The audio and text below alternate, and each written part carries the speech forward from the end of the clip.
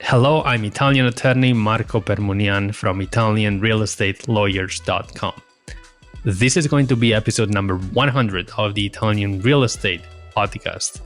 On behalf of myself, the Italian Real Estate Lawyers team, and Rafael Di Furia, I wanted to thank everyone for supporting our podcast.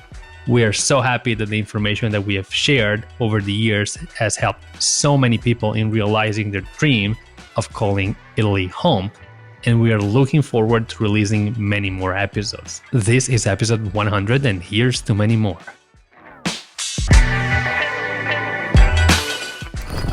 This is the Italian Real Estate Podcast, here to help you with the ins and outs and basics of Italian real estate, presented by ItalianRealEstateLawyers.com.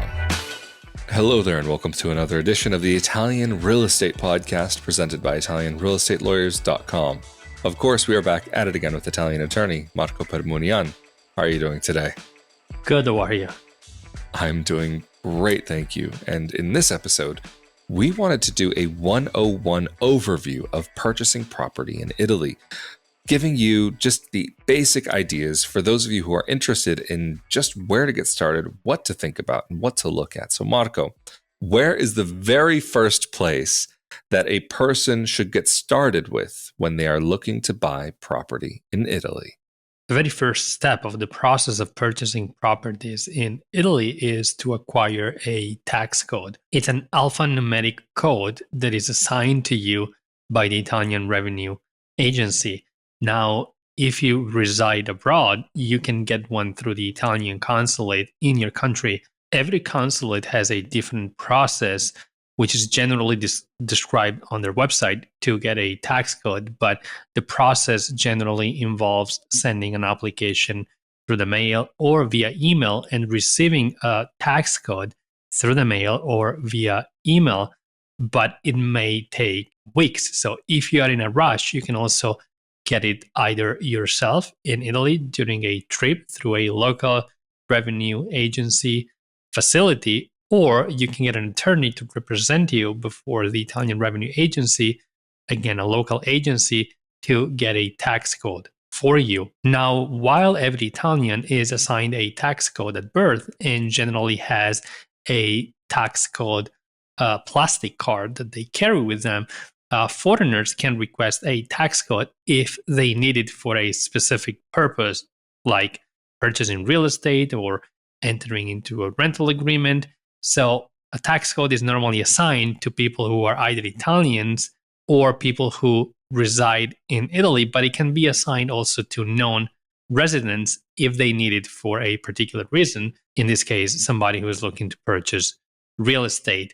A certificate of assignment of your tax code is sufficient to perform the real estate transaction, even if you don't have the actual plastic card, which is something that normally Italians or residents of Italy have and carry with them on a regular basis. The next most important thing to have when it comes to purchasing real estate in Italy is a bank account in Italy. Now, make no mistake, having a bank account is not legally required to purchase real estate in Italy. However, it will make the process much easier, meaning that not only you can pay for the property through your Italian bank account, and you can save commission fees for international transactions. You can pay utilities, you can pay annual taxes and property taxes, you can pay for the services of a notary, which, as we'll see in a second, is a public official which you have to use when you purchase real estate. So having a bank account, even if it's not mandatory, it's highly advisable for a foreigner who intends to purchase real estate in Italy. It's not that easy to set up a bank account if you're a non-resident, meaning that you will need to find a bank that is willing to open a bank account for non-residents, though it's not impossible. And with the help of a professional like ItalianRealEstateLawyers.com, the process becomes even easier. Thank you, Marco. And just out of curiosity, while we're on the topic of the Italian tax code as well as the bank account, does a person have to be a resident of Italy to be able to get these taken care of, or can they do this from abroad? Regarding getting a tax code, you can get it easily through the Italian consulate in your country, but like I said before, the process could be slow. So it is also possible to get it in Italy during a trip, or you can authorize an attorney to get it for you and give them power of attorney to get the tax code on your behalf. And getting a tax code in Italy is much quicker. So you don't need to be a resident of Italy to get a tax code. But getting it in person or through an attorney in Italy could be an easier option than getting it through the consulate. Regarding opening a bank account, again, you don't need to be a resident of Italy to open a bank account. Many banks will open a bank account to known residents.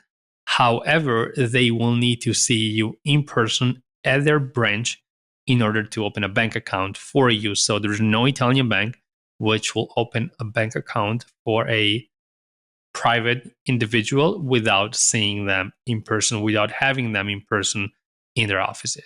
Thank you, Marco. And another question while we're on this topic of residency. If you are wanting to purchase property in Italy, do you already have to be a resident, or do you have to have a visa already? Do you have to have anything else in place before you can actually purchase property?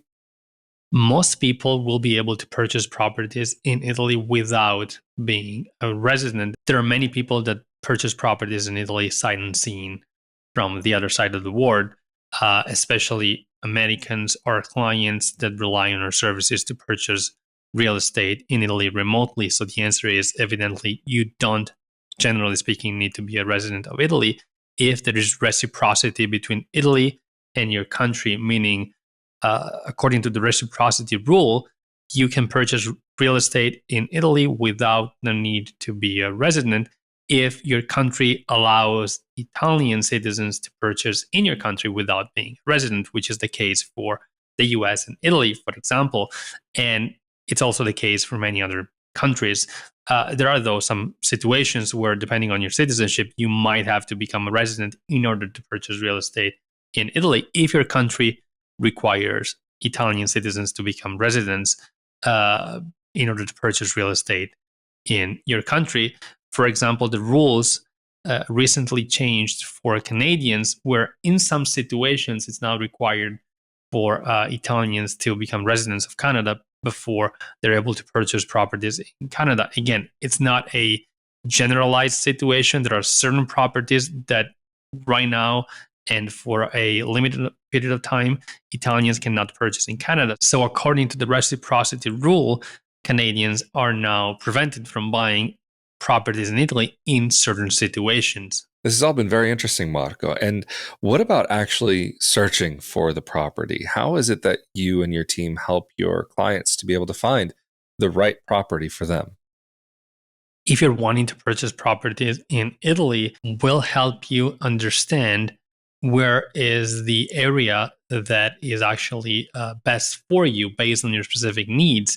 Of course, there will be clients that are already made up their mind. They have a property in particular that they want to purchase, but several other clients, they come to us and they have an idea of what they want. Maybe they know how big the property needs to be, if it needs to be in the center of the city or in the countryside. They know what lifestyle they want to have in Italy, but they can't decide on which area, which region. So we do research and we help them understand which area or region or city is more suitable for them based on their age, whether they have families, they're single, they like to travel, they like to be close to airports and whatnot. So we do extensive research for our clients, and we do extensive consultations with our clients to understand where is it that they want to purchase. And once we have understood that, we send them listings that are available both online and through our local contacts. So we're able to present our clients with a variety of options for them to choose. And once we have identified the property that they want, we go ahead and initiate the purchase process. So, Marco, since you just mentioned about the purchase process, what does that process look like once you've actually found the home or apartment that you're interested in, this piece of property?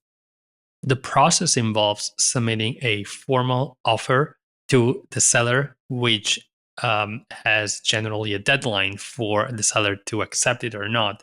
The formal offer indicates the price that is offered for the property and the timeline or the deadline by which the purchase process needs to be completed. And once the seller accepts the offer, generally speaking, the parties enter into a preliminary agreement where certain provisions are included regarding property itself. And generally speaking, the preliminary agreement has the purpose of protecting the potential buyer from anything that could go wrong with the purchase process. So it gives you the time to do due diligence and see if the property has all of the legal requirements, if the owner is actually the legitimate owner. And also, if you need to obtain a mortgage, that gives you the time to obtain the mortgage, and the proposal and the preliminary agreement can be tied to the obtainment of the mortgage. Now, the final step of the acquisition process is the so-called rogito notarile in Italian, which means a contract to be signed before a public notary. That's a mandatory step. So you are obligated to sign the purchase agreement before a notary, meaning that the notary needs to certify the transaction, and you do need to use the services of an Italian notary to become the legitimate owner of an Italian property. Now, while the notary is a public official and it's somebody who went to law school and completed notary school, it is very different from notaries in other countries like the US. And therefore, it's also more expensive. So you can expect to have to pay, generally speaking, a few thousand euros for the services of a notary. Of course, it depends on the notary, the location, type of property that you're purchasing. The notary will also pay property taxes on your behalf. So it's the notary that receives the funds that then they will use to pay property taxes for the property that you're purchasing. And we've talked about this in other videos, but property taxes in Italy are equal to either 2% or the 9%, depending on whether you can benefit from the first home tax discount, or if you have already used it or you don't qualify for it, then you pay the 9%. Now, the 9% or the 2% is calculated on the cadastral value of the property, not on the purchase price. And that's generally speaking lower than the purchase price. The cadastral value, which again is used to calculate the property taxes, which is a one-time tax that you pay at the time of the purchase, is the value of the property given by the Italian government according to the cadastral values. So you can learn how much is going to be before you commit to purchase a specific property. Very interesting, Marco. And you mentioned that having a notary was a required part of this process. Are there any other individuals that are required or necessary that, or maybe even just worthwhile having involved with this process? Do you have to have a real estate agent? Do you have to have a lawyer? Do you have to have other people that come into this process? Or does it just come down to the individual, the notary, and the seller? A real estate agent can be involved if the property is being sold through a real estate agent. So you might have to take into account having to pay a real estate agent commission fee, which is paid by the potential buyer. And it's generally speaking between the 2 and the 4%, 5% in certain areas, or generally the 5% applies to luxury properties. So you might have to deal with a real estate agent if the property is being sold through an agency. Now, having an attorney, especially if you're a foreigner, an attorney like ItalianRealEstateLawyers.com can be extremely helpful, especially if you consider that we can act as your attorneys, in fact, and complete the transaction on your behalf based on the power of attorney, which you can sign in your country, like the US, before a public notary. So a lot of our clients, they decide to be in Italy to visit the property, but then they let us take over the reins and complete the transaction on their behalf based on a power of attorney that they can sign before a US notary. Furthermore, having an attorney like ItalianRealEstateLawyers.com by your side can help facilitate the entire process, because all of the documents need to be in Italian, including the final contract of sale. So having a professional who can help you translate the documents or just understand the documents by explaining the content to you can be extremely helpful, especially if you want to be sure that the transaction will go through. Well, Marco, I think that basically covers everything. So thank you so much for making yourself available to talk about this and to give a good overview for the basics of purchasing property in Italy. Of course, if anybody is looking for help to make that purchase, how can they get in contact with you and your team? People can contact us through our website, italianrealestatelawyers.com, or give us a call. Our number is on the website. Absolutely fantastic. And of course, if you're interested in more information like this about purchasing property, where to purchase property, and how to go through the process, be sure you're subscribed to this YouTube channel as well as the audio-only podcast. But of course, if you're subscribed to the YouTube channel, that means you automatically are subscribed to not only the Italian Real Estate Podcast, but also the Italian Citizenship Podcast, where we get into some of the nitty-gritty details regarding legally making Italy your home. Of course, if you're interested also in discussions about being a dual citizen expat living abroad, be sure to come over to my YouTube channel, an audio podcast called Not Your Average Globetrotter, or you can go to youtube.com/Rafael Di Furia. Of course, we have been here with Italian attorney Marco Permunian from ItalianRealEstatelawyers.com. I'm Rafael Di Furia. Stay safe and healthy out there, and we'll see you all next time. Later. Thank you.